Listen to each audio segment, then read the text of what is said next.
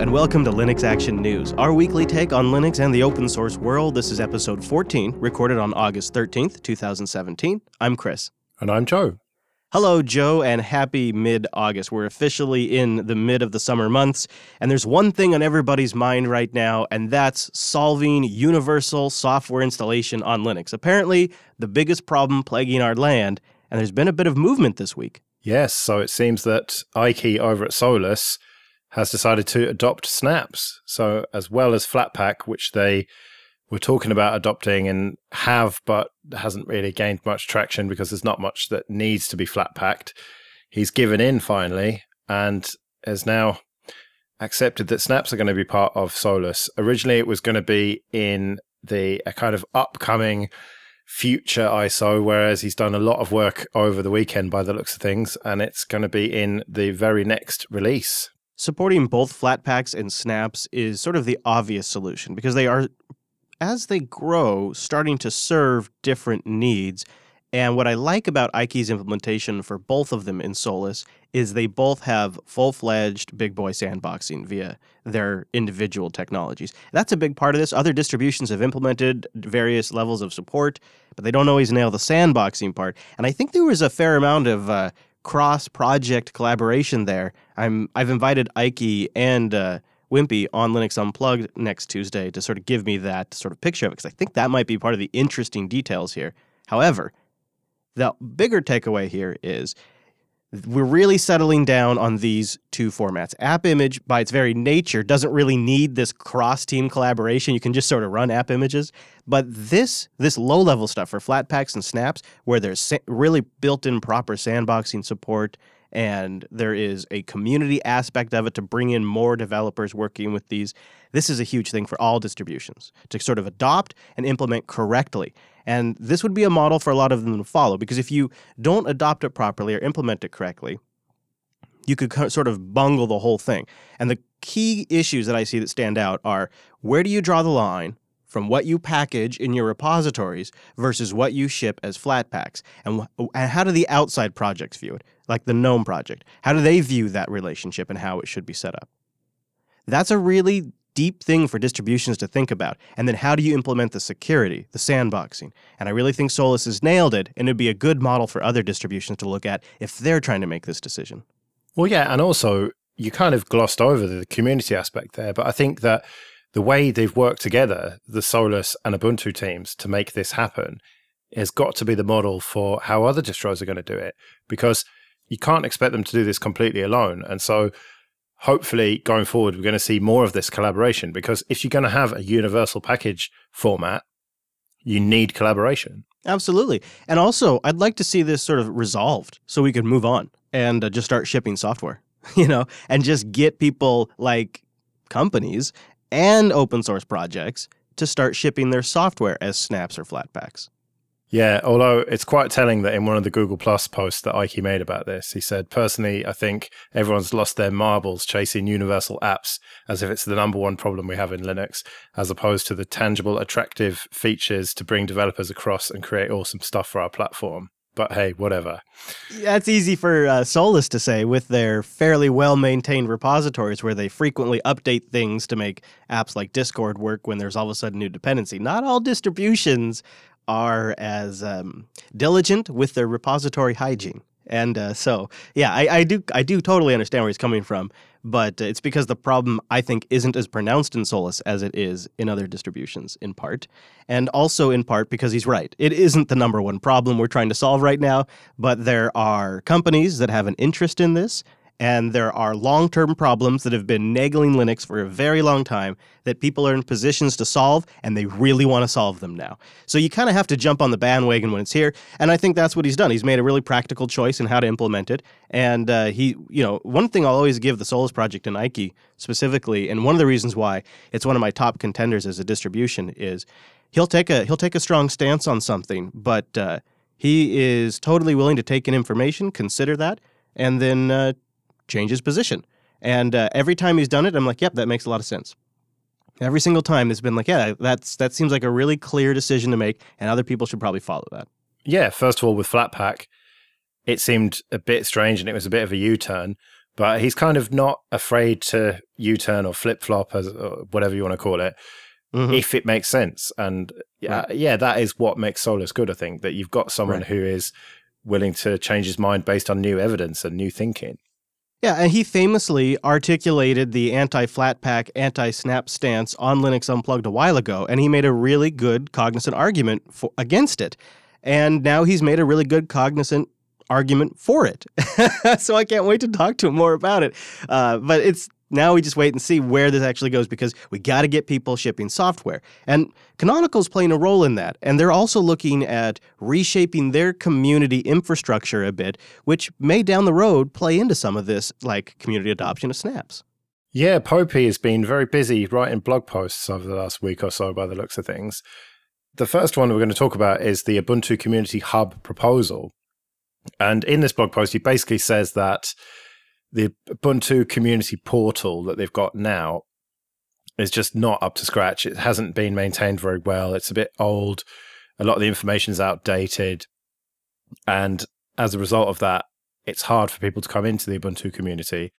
And so he's proposing, well, it's quite a long-winded blog post, but what it essentially amounts to is a discourse forum.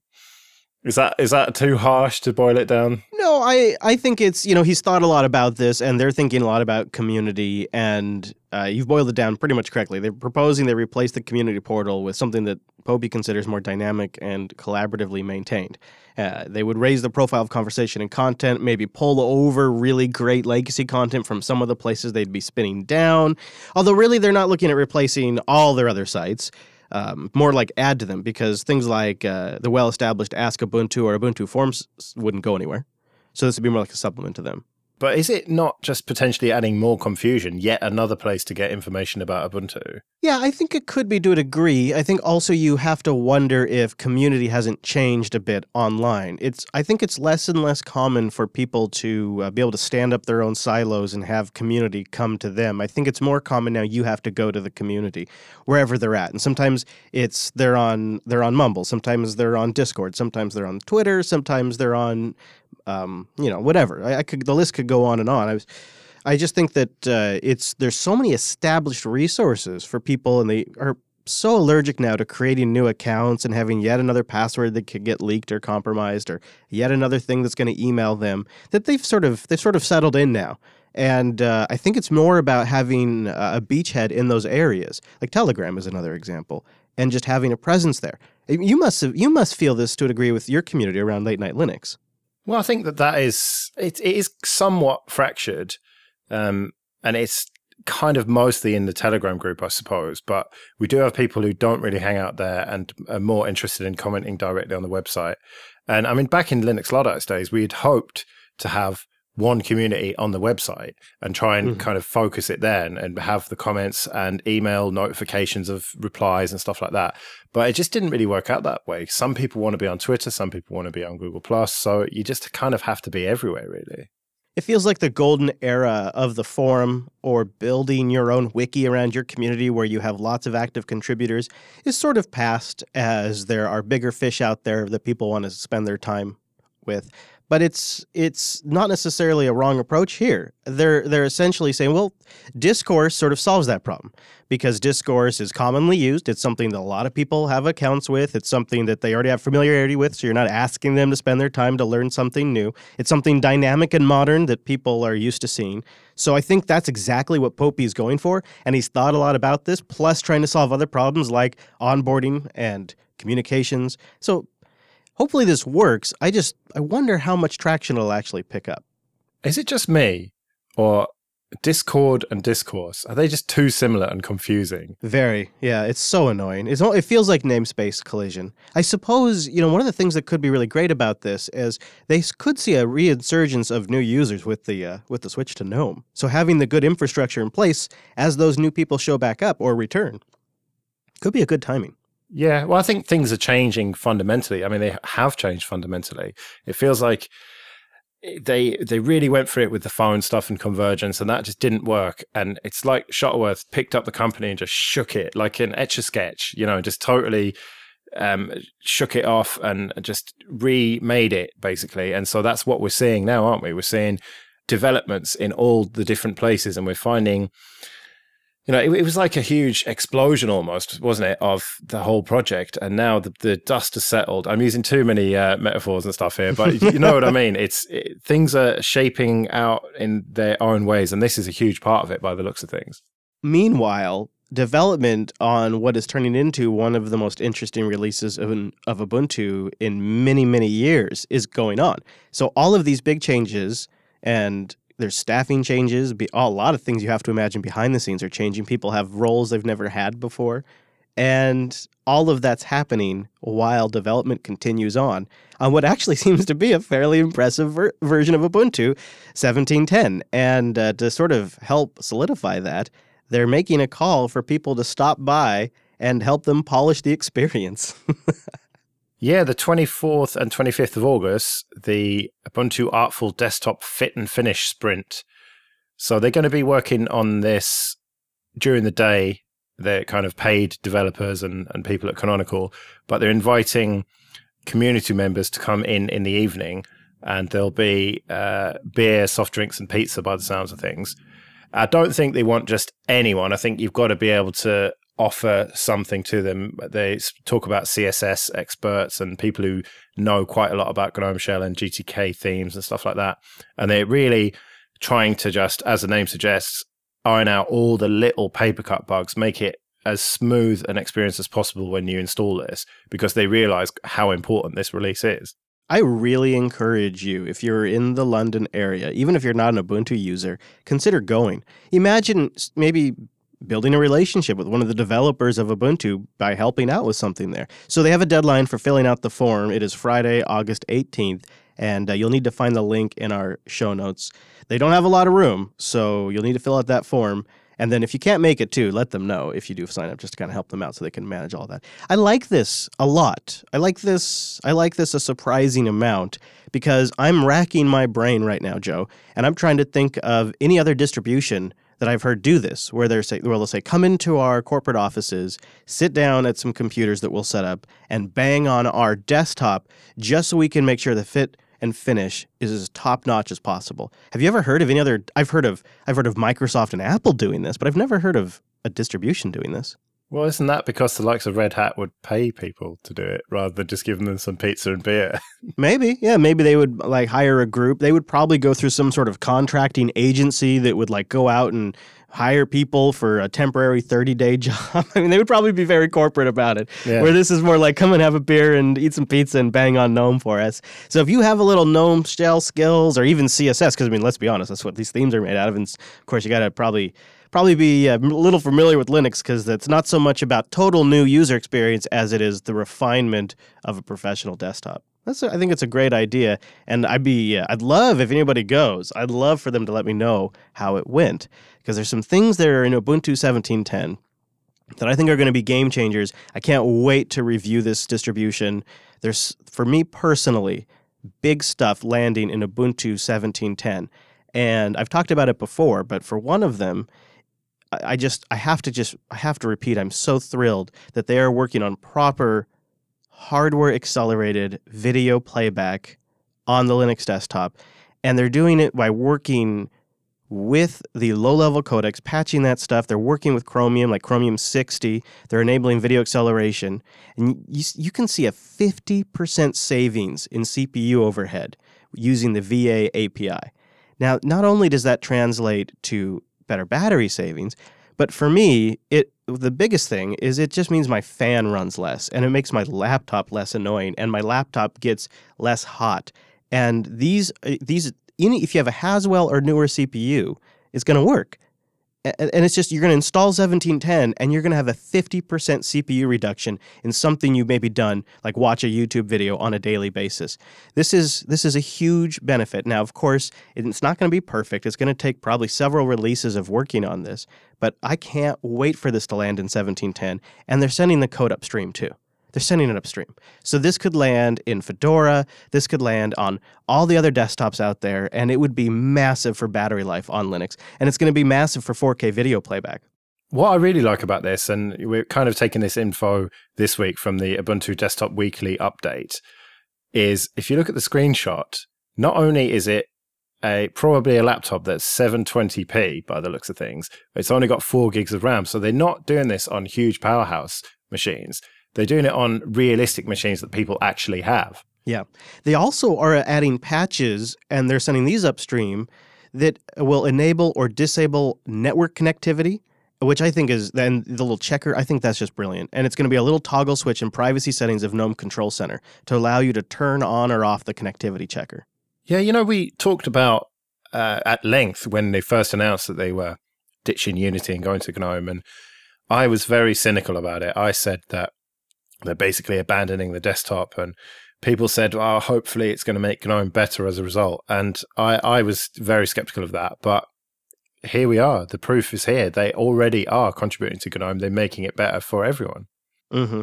We haven't even touched on the patches that they've done to Pulse Audio, which I think are pretty solid, and the fixes to Bluetooth, which are also all upstream stuff. So yeah, I'm very happy with this. I'm looking forward to trying out 17.10, and I'm really hoping to see other distributions pick up some of this upstream code and ship it. A 50% reduction in CPU is just such a huge win for just upgrading your free desktop.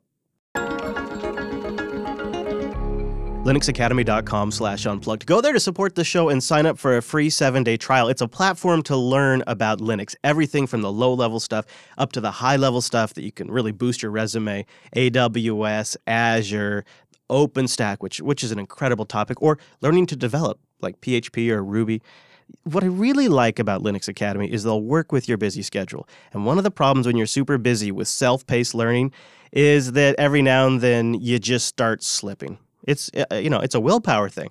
And what I love about Linux Academy is they have these gentle ways to get you back on track. They'll work with you in a slow and steady pace to win the race. It's a perfectly fine-tuned system that I can go in and adjust depending on what I have going on that week, and it allows me to stick to goals for learning. They also have content plans specifically for getting your certs or a particular career track, and a community stacked full of Jupiter Broadcasting members. linuxacademy.com/unplugged. Go there to sign up for a free 7-day trial, and thanks to Linux Academy for sponsoring Linux Action News. linuxacademy.com/unplugged.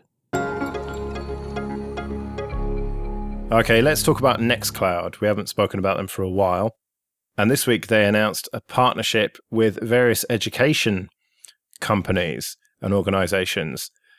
I think the most interesting one is Moodle, which is a platform used by universities and colleges all over the world, and they say more than 80 million users.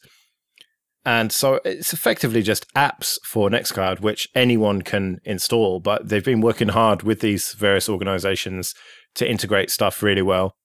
And it just seems like such a logical step for them, doesn't it, to push into education, because that is a guaranteed market for what they're trying to do.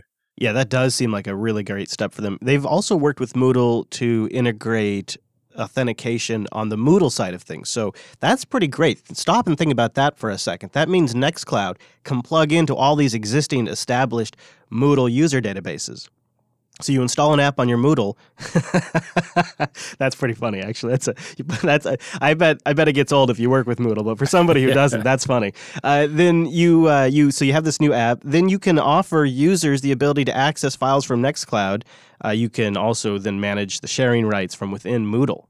That's big, I think. And if you look at the list here, you have 5 new apps that were created specifically as part of this collaboration between Nextcloud and these partners. It's a big deal for Nextcloud. And you can go get these apps individually with your existing installation because they're open source and they're up in that app store, quote unquote.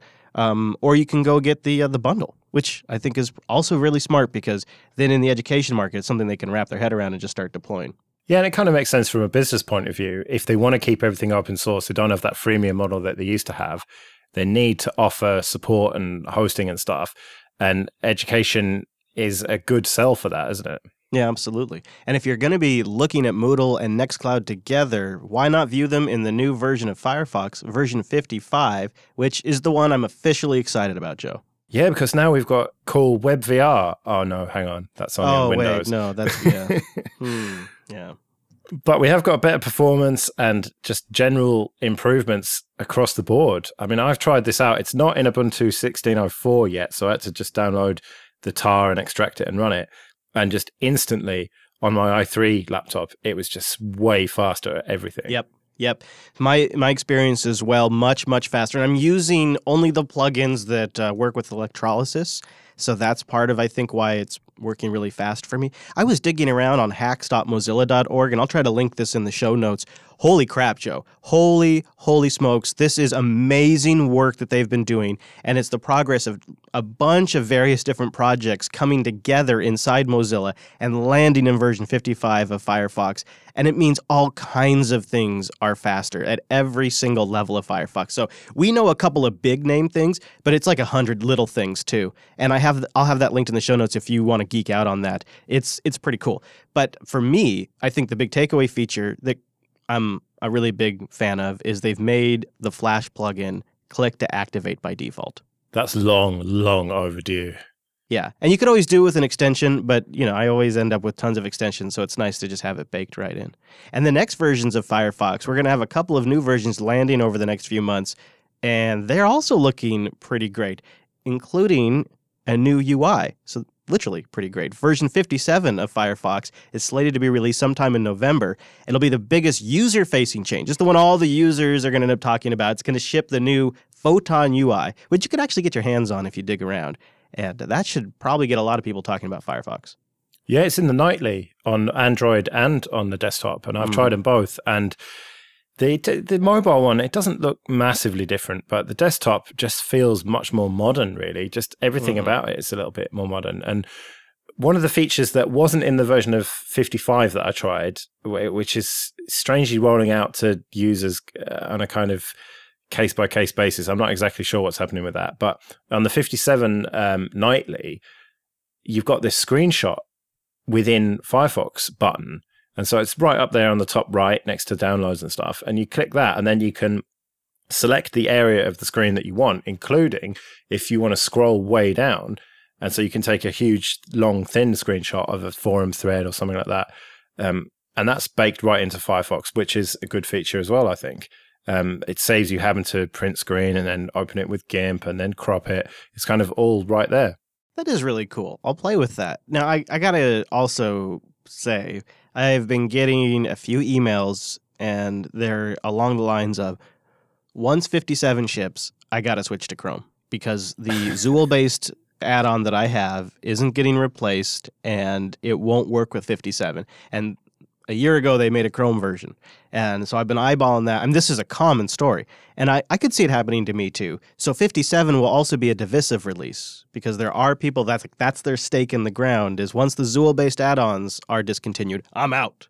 Yeah, it's going to be real crunch time, isn't it? Because at the moment, the developers don't have to do that, because although the new web extensions are enabled in 55, they're not mandatory. Whereas once we get to 57, that's it. So maybe at that point they'll actually develop the the new extensions, but yeah, I'm kind of not holding my breath for a lot of them. But there's kind of a bigger point here. We've been talking about what Mozilla have been up to for the last, 5-6 weeks, and it seems like, much like Ubuntu, when they cut the dead weight of the mobile thing, in the case of Mozilla it was Firefox OS, and with Ubuntu it was Ubuntu Touch and Convergence. It was kind of like once they accepted defeat on that, it cut the dead weight and allowed them to progress in other areas. I mean, am I just constructing a narrative here that doesn't exist? Am I reading too much into it? If it's a narrative you're constructing, it's one that I agree with. It seems to be the case, for sure. And I have to wonder, from a team standpoint, imagine you're sinking your heart and soul into a project, and it's not taking off. It's not doing particularly great, but you just keep grinding away at it, and you start to feel the inevitability of defeat. Then all of a sudden, things shift, and you're now working on the thing that you originally signed up at that company to work for, what you have been passionate about all along, what brought you to that company in the first place and got you notoriety. And now you're back working on that. And you've been thinking about that for ages in the back of your mind. Man, if I could only get back to that project, I would do this, I would do this, I would do this. And well, man, now that we learned how to do that on a super low memory profile, I would love to bake that back in. And then things change. And all of a sudden, you've been unleashed and you're working on your project again. Maybe there's a bit of like a, finally, you've released us. sort of a swing back and a huge new burst of motivation to really bang this stuff out. And there's essentially a greater competitiveness now than they seem to have ever had. And it's got to be as a result of that, at least to a degree. I have to agree. Yeah. All right. Well, before we move off Firefox, let's quickly mention that Epiphany, or is it GNOME Web? I don't know. The browser that is the GNOME default, the new version of that is going to support Firefox Sync. So that's pretty cool. It really is. If you want a nice, lightweight WebKit browser on the Linux desktop, but take advantage of Firefox Sync, and including syncing of tabs and passwords, and it'll even sync with Firefox, and even the mobile version of Firefox, this is going to be a super great feature built into Epiphany. And they also, we have a link in the show notes of this story. Dig around on their blog. They also have a good write-up of some WebKit woes on Linux and which distributions like Arch and Fedora are getting it right, and which distributions are potentially shipping really bad code, like OpenSUSE. All that's in the blog, too. That's linked in the show notes. All right, well, let's round things off and talk about Android 8, which is going to be released pretty soon by the looks of things. And one feature that they're going to introduce, which I think is really important, is streaming OS updates.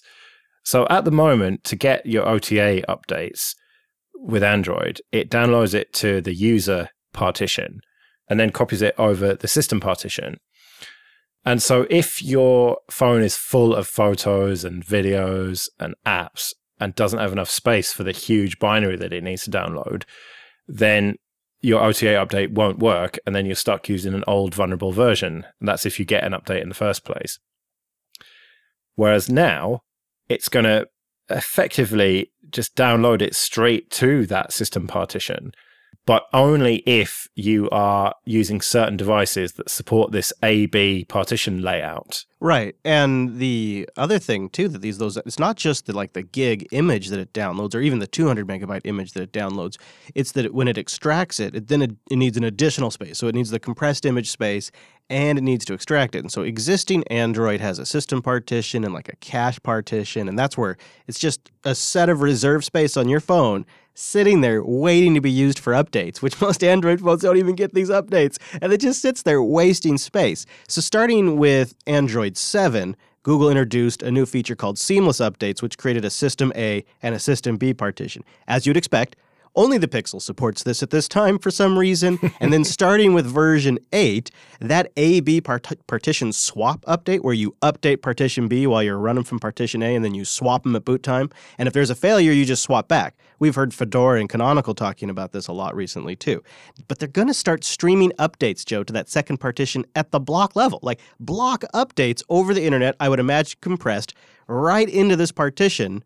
No big image to download and extract. So they're going to be able to remove using that cache partition altogether, and it'll just be block by block. It'll come down to your phone, and when it's all settled and in the right order, you'll reboot, and you'll be running from a new partition.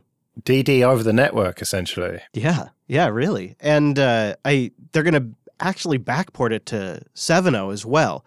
Mostly, I would imagine, to upgrade Pixel phones because, again, only the Pixel support this. But an OEM could do this if they wanted to. It's built into 7, and it's going to be extended in Android 8.0.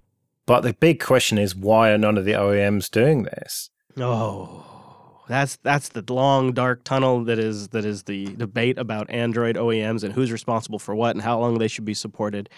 You know, at least at the end of the day, as I love to say. This is going to make it possible and safer to upgrade these phones if vendors choose to do it, right? If the vendors choose to take advantage of it, they now have a better mechanism in place to facilitate it. That seems like a good thing. And if you're buying a Pixel, you've got more bulletproof updates. That seems like a good thing. It does sort of put a little salt in the wound. There was no way for me to read this article and not be sort of bitter about it, because this is like a great, safe way to upgrade a phone OS, but the vast, vast majority of the users will never get it. Yep. Well, you never know. Now that we've got this extra feature of the streaming updates, maybe more OEMs will take it on board. And you know what? For our audience, it would really be good enough if the ROM community took it on. Because this could be just an awesome way for ROMs to update, especially ones that frequently update. And every time you update, there's a chance of a problem. So if you can build a safer mechanism, this might actually be the biggest users of this might actually be the ROM community, and that could be good too. Yeah, every time I flash a new nightly update, I hold my breath. Right? Wouldn't that be nice if that was a little more stress-free? And this could achieve that. Even if your Samsungs and your Huawei's and your HTCs aren't getting the updates they need, at least guys like Joe are. Yeah. Very good, Joe. Well, I want to encourage everybody to go over to linuxactionnews.com/subscribe to get all the ways to subscribe and all the different podcast catchers that will listen to and download the episode for you every single stinking week. Yeah, and go to linuxactionnews.com/contact for ways to get in touch. And please consider supporting the entire network at our Patreon page, patreon.com/JupiterSignal. And so next week's episode will be a day late because I'm going to be going to OggCamp and won't be around to record as we normally do on Sunday. So look out for that, basically a day later than normal. Yeah, and if you have a question for Joe, go over to Late Night Linux website and submit a question for those guys, because you guys are seeking questions right now for OggCamp, so put a plug in for that too. And catch us next Monday, even if it's a day late, maybe it'll be Tuesday, but catch us next week for our weekly take on Linux and open source news. I'm at Chris LAS. I'm at Joe Ressington. Thank you for joining us, and we'll see you next week. See you later.